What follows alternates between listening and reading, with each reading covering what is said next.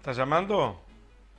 Buenas tardes, Carlos Viera, economista. ¿Cómo te va, Carlito? muy bien, acá estamos siempre en el puesto de lucha. Bien, estábamos entrevistando a Alejandra Vespa, secretaria general de FENAPES, Perfecto. porque mañana viene, vos que sos un docente también de la universidad, mañana viene, y has estudiado toda tu vida además, mañana viene una cosa media fea ahí por el tema de que eliminan los colegiados, barren y Bien, ponen un director. Chau.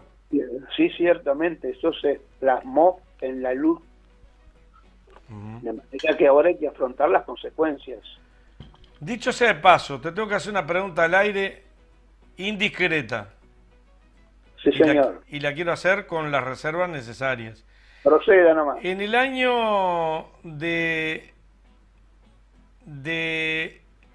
los líos que tuvo el flaco Achugarri, fallecido, Sí. ¿qué papel jugaste tú en la opinión del Frente Amplio? ¿Qué te tocó estar? Bueno, Achugarri trató de enmendar la plana de lo que se había hecho, del desastre que se había realizado en el país, y trató de buscar una fórmula de refinanciación con los acreedores del exterior, y Achugarri la presentó al Frente Amplio, a la comisión de programa en la cual yo estaba integrando, junto con otros compañeros.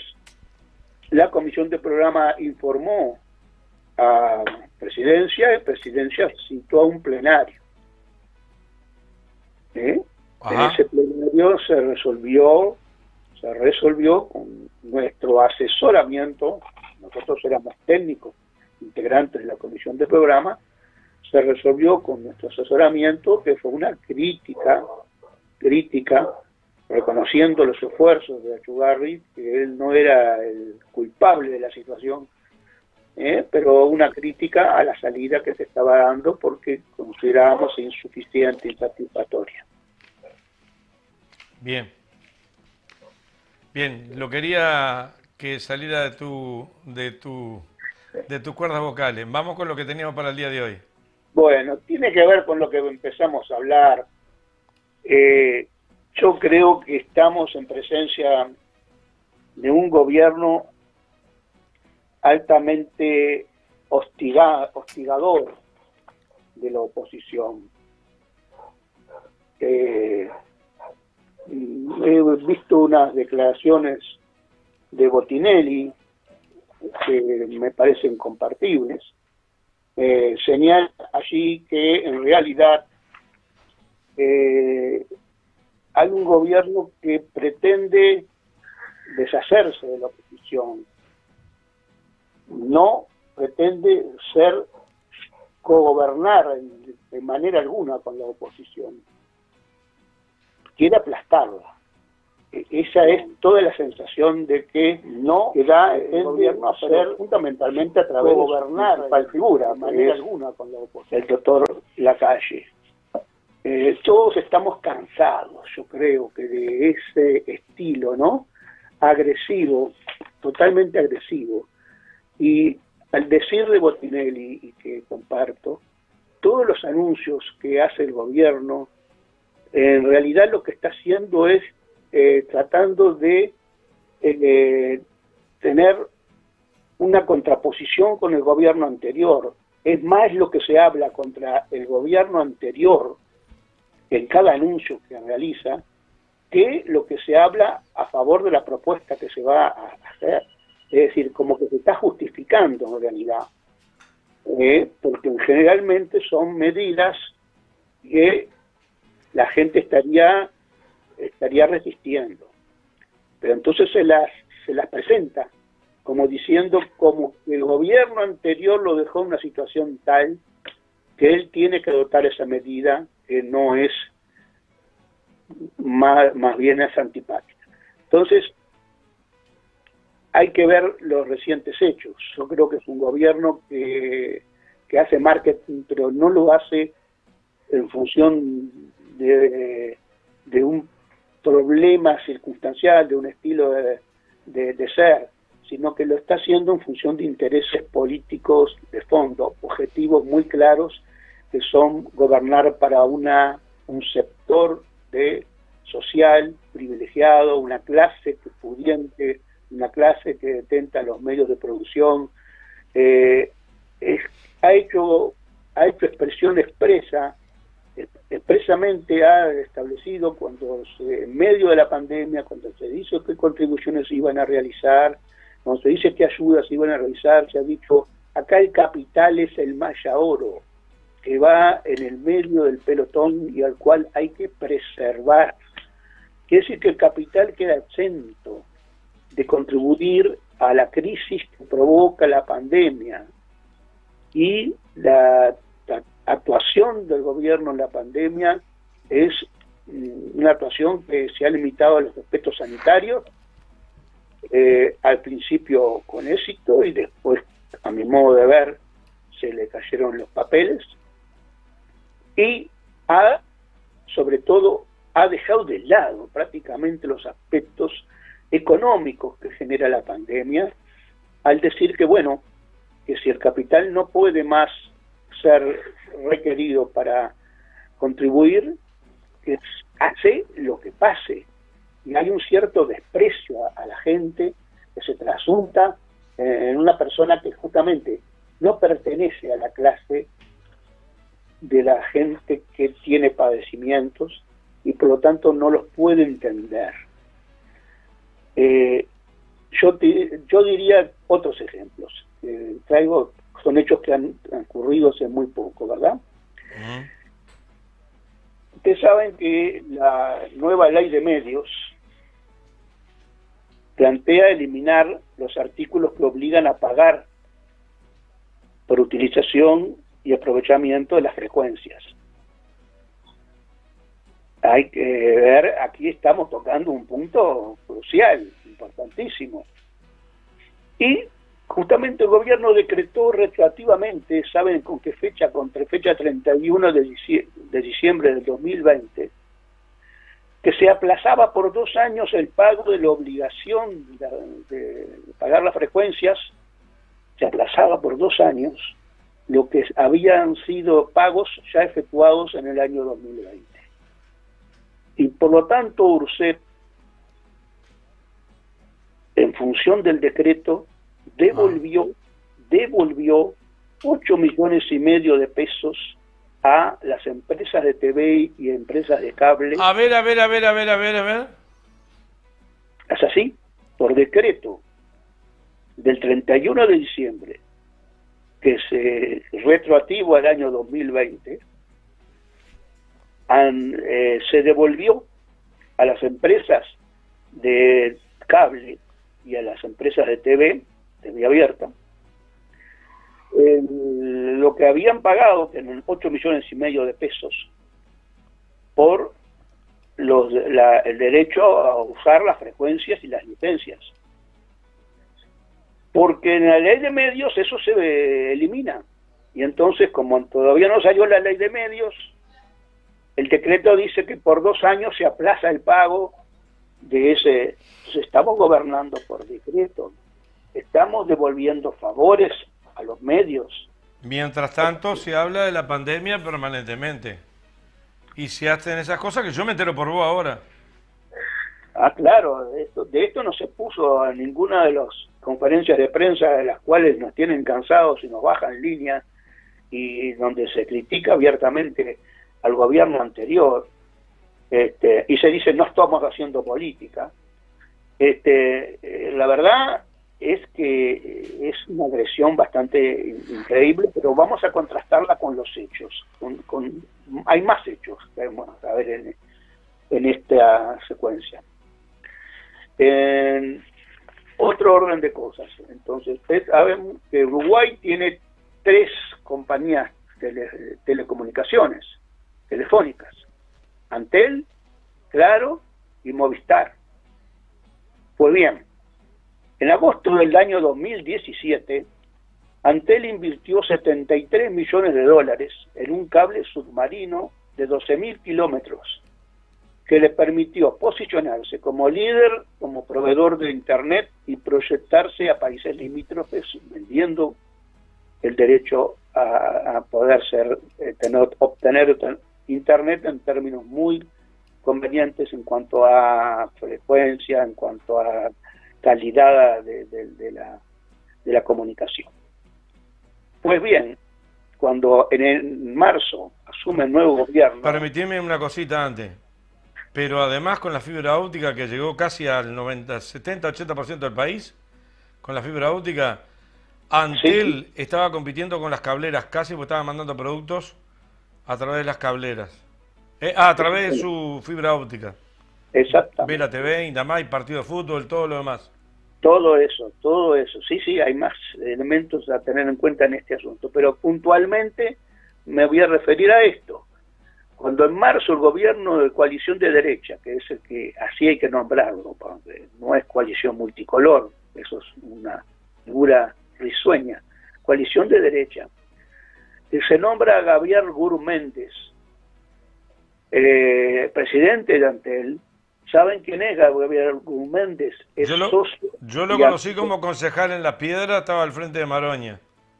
Bueno, es socio y amigo de Carlos Slim. ¿De Carlito? De Carlos Slim, es el presidente, el dueño de la empresa Claro. Era hasta hace 2 años atrás el quinto personaje más millonario del planeta. Ciertamente. Hace 3 años atrás, 4. Dueño de la empresa Claro. Quiere decir que tenemos en Antel una persona que es amigo bastante cercano del presidente de la empresa Claro. Y no bien asume Gurméndez, tomó la decisión que dicho cable submarino sea utilizado por todas las compañías y no solo por Antel. Así que Antel había hecho la inversión, como la Intendencia que había hecho la inversión en el área alimenticia, en Mercado Modelo, ¿verdad? Entonces acá también Antel había hecho la inversión y resulta que ahora esa inversión tiene que ser compartida por las demás empresas, Claro y Movistar. Dicho sea de paso, Movistar se retira y la compra Claro. Y Movistar se retira, la compra Claro y queda solamente para hacer luchar a Antel, queda Claro con una persona del directorio de Antel, presidente de Antel y amigo íntimo del presidente de Claro. Amigos son los amigos. Así estamos. O sea, esto es para gobernar o no, para una clase o para el pueblo. Este es el segundo hecho. Bueno, tercer hecho. Dime con quién andas y te diré quién eres. El presidente se va a Brasil. Se va en el avión de Alexander Grendene.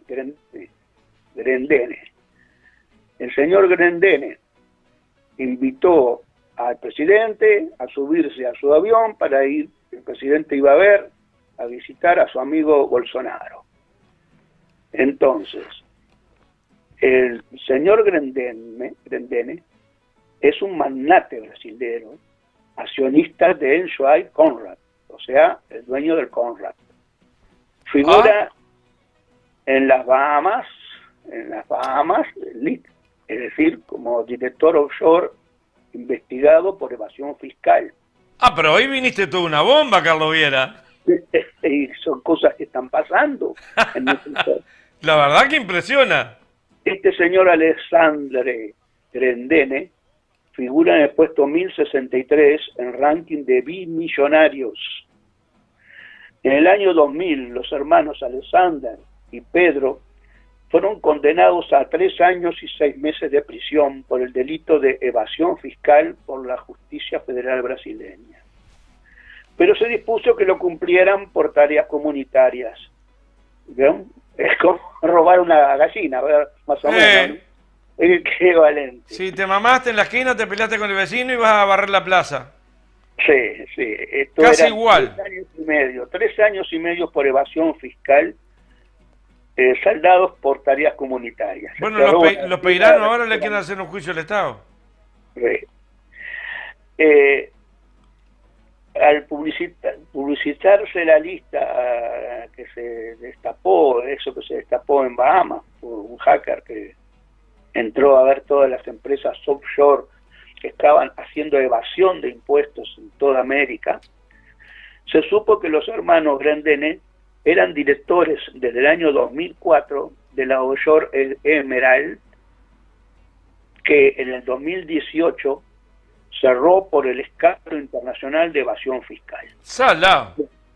Ese es el señor que invitó a su avión, y a su avión fue abordado por nuestro excelentísimo presidente para ir a visitar a Bolsonaro. Yo me imagino que habrá puesto la nafta también, el Grendene. Yo creo que sí, ¿verdad? Plata tiene. Y que por algo se vendió el avión presidencial, ¿verdad? Y se compraron los ¿por qué no fue en los Hércules? Pregunto. Bueno, no son tan cómodos, son grandes. Bueno, entonces, bueno, y sigo planteando los hechos, porque bueno, acá tenemos ya una caída del salario real del 1,7% en el año 2020. Que esa caída está asociada a una caída del empleo de 60.000 puestos de trabajo y una tasa de desempleo que podría situarse en el 11%, pero que tiene que tenerse en cuenta que se mide en función de desempleados, de gente que no encuentra trabajo, dividido gente que está buscando trabajo. Y resulta ser que los que están buscando trabajo en el 2020 fueron por efecto pandemia muchos menores que en el 2019, es decir, la gente dice, tendría que buscar empleo, pero en las circunstancias en que está todo parado por la pandemia, ¿qué voy a estar buscando empleo? Si tomásemos el nivel de tasa de actividad, que se llama eso, es decir, tasa de la gente que está buscando empleo, en edad de trabajar y buscando empleo, en la tasa de desempleo estaríamos en el 13%. Y en función vinculado a eso tenemos un seguro de paro que llegó a 187.000 personas en el máximo y que a esta altura sigue siendo, aun cuando bajó un poco, sigue siendo muy superior a los niveles del año pasado.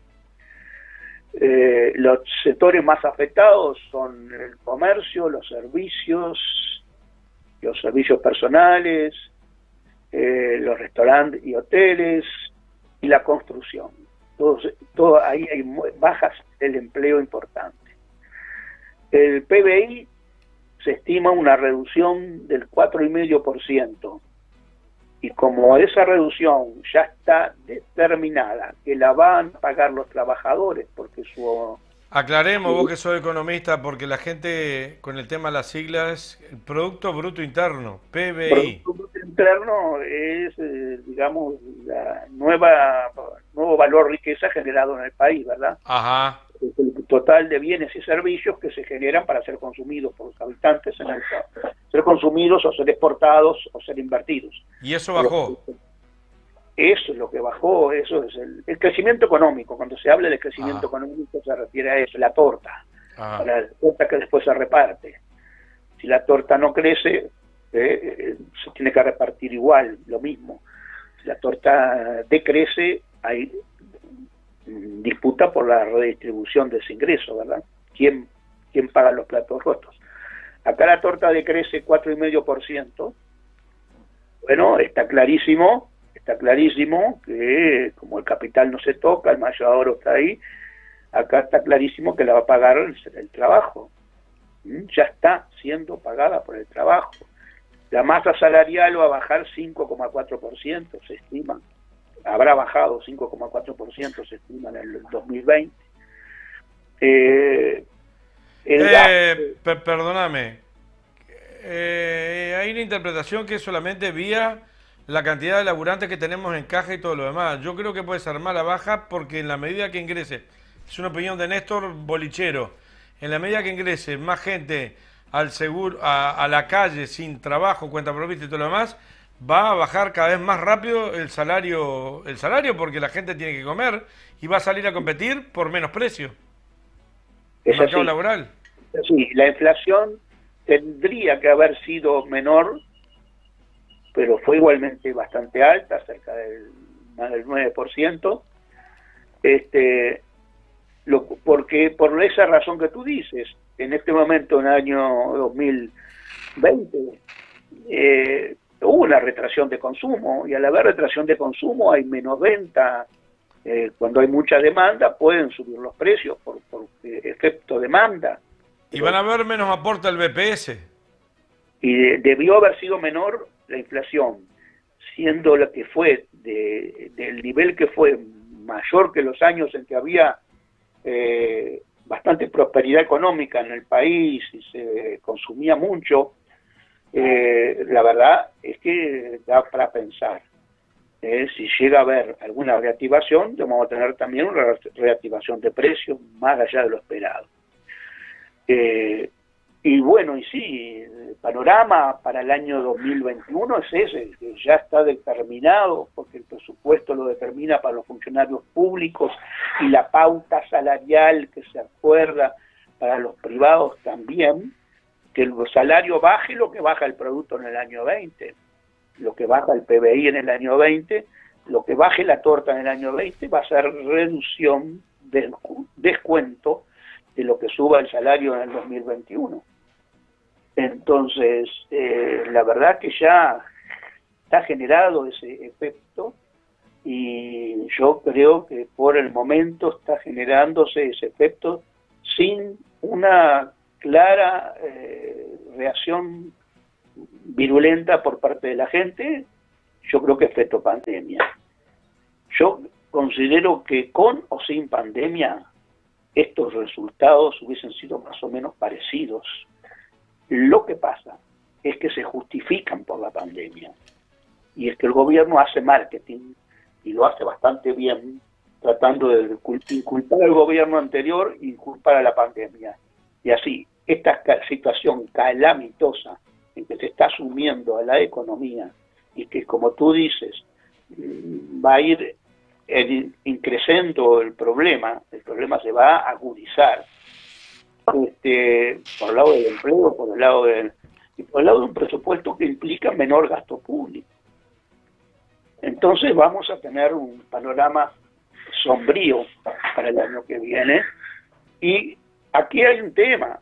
Yo no voy a decir que la situación económica fue un objetivo del gobierno reducirla, yo no estoy diciendo eso. La pandemia es tal. Lo que hay el gobierno es que no hay una compensación de ese bajón. Los gobiernos tienen que actuar justamente en ese sentido. Y todos los gobiernos de América y otras partes del mundo han sido más sensibles que el gobierno uruguayo. Aquí tan solo el gasto que ha hecho el gobierno ha sido de 446 millones de dólares. ¿Cuánto? 446 millones de dólares es lo que el gobierno ha puesto sobre la mesa para paliar los efectos de una pandemia que obviamente implica mucho más que eso. Tiene una reserva propia el Uruguay de unos 15.000 millones de dólares. Claro. Entonces, tiene todo eso y aplica, financiado por distintos motivos, ni siquiera gasto que eroga de su propio presupuesto de las reservas, lo está sacando de aportaciones que requirió, como la ley que pidió para los funcionarios públicos que ganaban mucho, o por algunas resignaciones de obtener subsidios que algunos sectores hicieron. Por ahí está aplicando esos fondos. ¿Y por rebaja en la educación? Sí, bueno, y está ahorrando. En momentos en que todo el mundo está apostando a subir, que los déficits fiscales no importan, que ningún organismo internacional va a señalar a un gobierno con el dedo para decir tiene un déficit fiscal arriba del 5, del 6% del PBI, nada, no está pasando eso. Estados Unidos está llegando al 10% del PBI en su déficit, ¿eh? Porque ha aplicado fondos, hasta Trump ha aplicado fondos, hasta Bolsonaro ha aplicado fondos. Bueno, en el momento en que pasa eso, el gobierno tan solo está haciendo un gasto que dicen, las estimaciones dicen que pueden, sumando muchos otros gastos hechos a último momento, se podría llegar a 1,3% del PBI. Porque hasta la industria pequeña se ve beneficiada con inversión en capas medias y, por ejemplo, en el turismo, por ejemplo, en otras cosas que necesitan sobrevivir. ¿Cómo se mantiene? Si no se puede decirle a la gente andate a tu casa sin que haya una compensación económica por el no trabajo, ¿verdad? Que aunque no sea al 100%, es una compensación. O sea, la lucha por la renta básica estaría en este momento, para mi modo de ver, tendría que estar mucho más en el tapete, mucho más planteada como controversia crucial en la economía uruguaya hoy. A mi modo de ver, a mi modesto modo de ver, ese es el tema. Pero Carlos, si en Italia, España, que están encerrados hace 1 año y pico, no le das de comer a esa gente, se te muere, te rompe todas las reglas. Francia, la gente fallece por Alemania, estaban todos, la propia Inglaterra estaba a los oeste, pero en realidad han aportado países de ultraderecha, han aportado a una renta para que el individuo se pueda quedar en su casa. Sí, sí. Acá no solo que no está la renta, sino que además le aumentamos la luz, el agua y todo lo que podamos. Increíble. Estamos en esa situación. A lo que quiero señalar yo, un poco me asombro, porque la docilidad del pueblo uruguayo. Aquí no hay una oposición. O tenía la gente una espalda muy ancha, están los medios, las compañías financieras, los préstamos, los bancos que están atrás, están en este momento que no colaboraron nada en la pandemia, ¿verdad? Son parte del capital, no colaboraron nada. Son parte del manejo del capital los bancos, no tienen ningún capital, manejan el capital de otro. Manejan el capital ajeno. Bueno, pero lo que están haciendo en este momento es solicitando a la gente que les requiera préstamos. Como gran aporte están diciendo, bueno, tenemos un préstamo para ustedes. Y sabemos que los préstamos en Uruguay son a tasas de interés muy altas. Algún día vamos a tener que revisar eso. Ah, yo no lo sabía. Las tasas de interés que se cobran en el mercado uruguayo... Por ejemplo, cuando yo saco un préstamo, ¿el interés que me cobran? Sí, son muy altas en relación a las tasas de interés que se están cobrando en el mercado internacional. Eso pasa en Uruguay, particularmente. Quizá no hablemos con la Argentina, que es un caso muy patente, pero en otras partes del mundo, acá la tasa de interés, en este momento, si alguien va a depositar en un banco, ¿cuánto te dan? Vos que vas todos los días a depositar. Sí, yo tengo 2 o 3 palos verdes ahí metidos, pero no lo quería decir, me obligaste a decirlo. Bueno. Llego unos pedazos de tomate verde. Los bancos te dan, como mucho en este momento, los bancos por depósitos te dan el 1,5% anual. ¿Sí? Sí. Entonces, si te dan ese dinero a nivel internacional en pesos, en dólares, en pesos puede ser un poco más, un 6-7%. Y la tasa más baja, pero la más bajita, la que te cobra el Banco República, anda por el 30%, por el crédito social. Cuando no hay una inflación alta, cuando la inflación es rondando el 10%, acá hay una brecha sideral, porque eso es una ganancia pura, que la inflación no se justifica como que exista.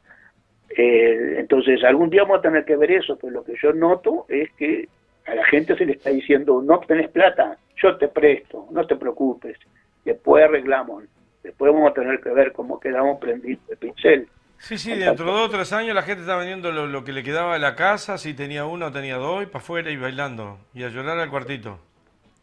Las jubilaciones van a caer y con la caída del mercado interno, con la caída del salario, con la caída de las jubilaciones, ¿qué va a caer también? La Bueno, pequeña empresa. yo La tengo pequeña yo tengo empresa. la propuesta que vos no la tenés. Yo tengo la respuesta que tú no la tenés, que soy Ah, economista. sí, Seguro que posiblemente. no la tenés. La salida de esto es vender la mayoría de las empresas públicas que haya o tercerizar todo lo que se pueda. Bueno, no des las ideas porque te las toman en el aire. Pero si ya la están haciendo. ¿Eh? Ya la están haciendo, están preparando el terreno para vender todo lo que se pueda. Si no, no hay manera de poder cumplir lo que dijo en campaña, aunque no les preocupa mucho lo que dijeron en campaña. Van a hacer lo que creen que iban a hacer. Sí. Ya dijeron que hacer descender el precio de los combustibles, como dijeron en campaña. No, es un tema que ahora se va a estudiar y dentro de 2 años vamos a ver los resultados de ese estudio. Sí, el tema de las tarifas no era la rebaja, sino que era una adecuación. Y lo que están haciendo es subiéndolas, porque dice que hay que fortalecer ANCAP. Qué graciosos. Y son las cosas que yo entiendo de que no entiendo. Después de que el salario real en el periodo de los 15 años que gobernó el Frente, ¿sabe mi amigo Yorca cuánto subió? No. Subió 58,1%, real, por encima de la inflación, el poder adquisitivo, ¿no? O sea que compramos 1,5 veces más las cosas que antes. Y ahora está bajando por primera vez. Lo que yo digo que si bajó por las circunstancias de la economía mundial y demás, hay mecanismos de compensación que se podían haber aplicado y que no se están aplicando. Entonces eso va a tener una baja del mercado interno, las pequeñas y medianas empresas van a sufrir y hay una clásica teoría de la acumulación en crisis que dice que cuando el pequeño capital sufre y entra a cerrar, resulta ser que se acrecen las oportunidades para los grandes capitalistas. En esos casos, que se tragan a los pequeños, el pez gordo se traga al pez chico. ¿Y sí? ¿Es la ley del capital? Es así. Pero eso es el panorama que se está configurando.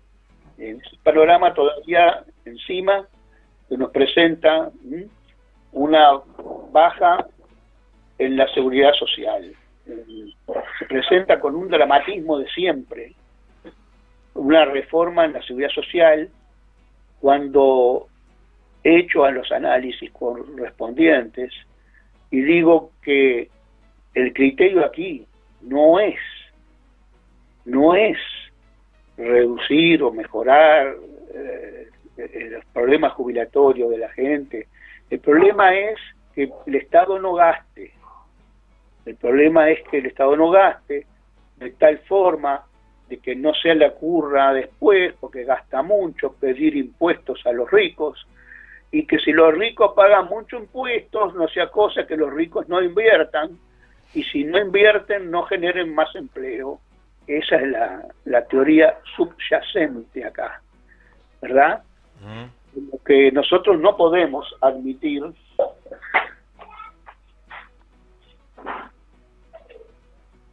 así como así esta teoría, porque perdemos ideológicamente.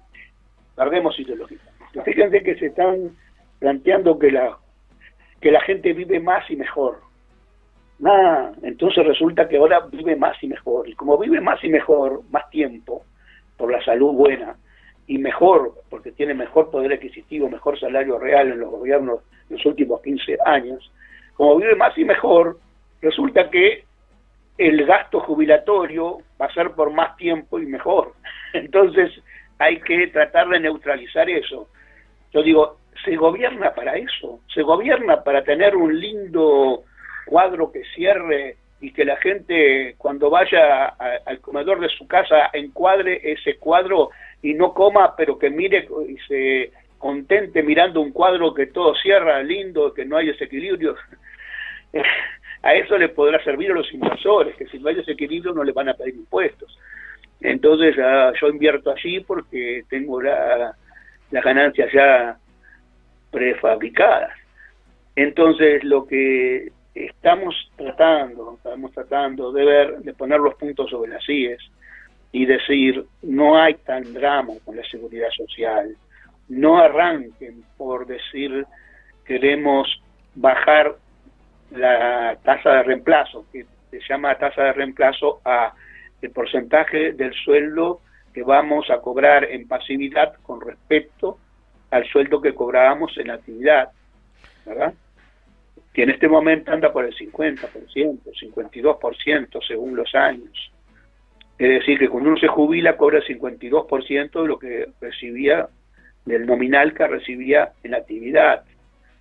Quiere decir que eso lo quieren bajar, que la gente reciba menos, y quieren aumentar la edad, o sea, que la gente se jubile más tarde, de tal forma de que aporta durante más años y recibe la jubilación durante menos años, porque la vida es la vida y en algún momento nos vamos a morir.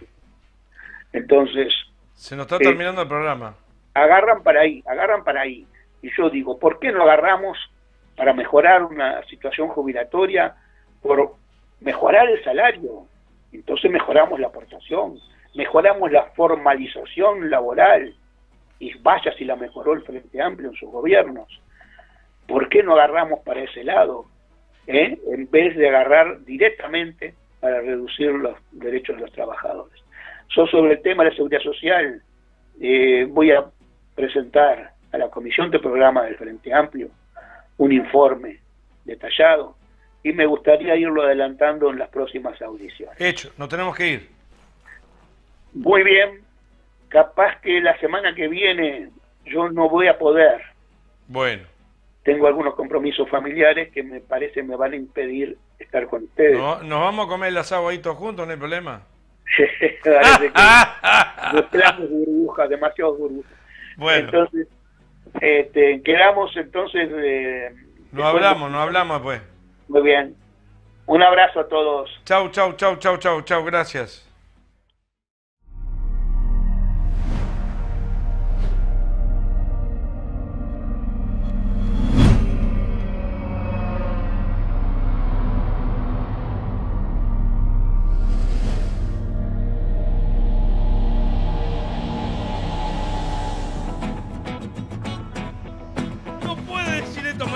¿Dónde salió esto? ¡Se le escapó a Sotelo! ¡Se le escapó! ¡Sotelo! ¡Democrático, Sotelo! ¿Esto? ¡Pip, pip! Se va para Sin TV.